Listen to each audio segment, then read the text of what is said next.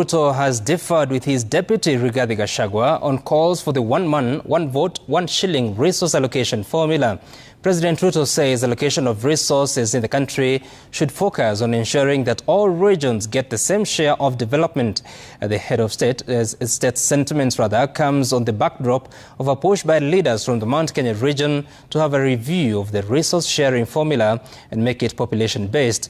Leaders from other parts of the country have opposed the push on grounds that the narrative is divisive.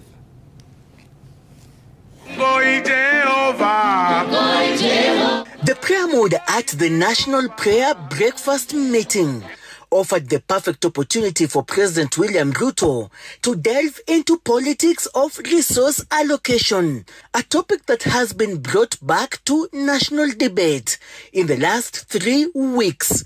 The head of state using veiled language to oppose the proposal championed by his deputy. All of us, our destiny is intertwined. We must carry every village. We must carry every constituency. We must carry every county to make Kenya truly great. And that is why I speak to you leaders as the father figure of the nation, that we work together, we build bridges. But the sentiments are not shared by his deputy, who 3 weeks ago proposed allocation of resources be based on population rather than the current formula, which considers population, geographical size, poverty level, equal shares, and fiscal responsibility.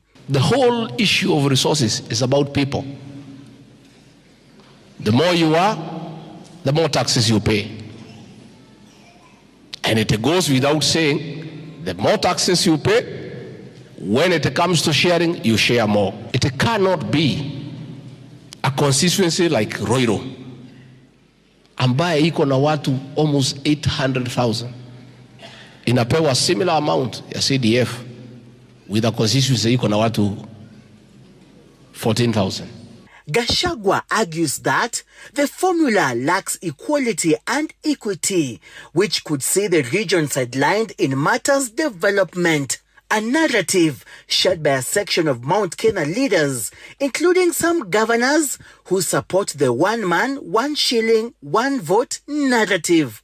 It is unfair, it's unconstitutional. But a section of leaders from the arid and semi-arid regions have opposed the proposed review on the sharing of the national cake and argued that the allocation formula should be one man, 1 kilometer, 1 shilling.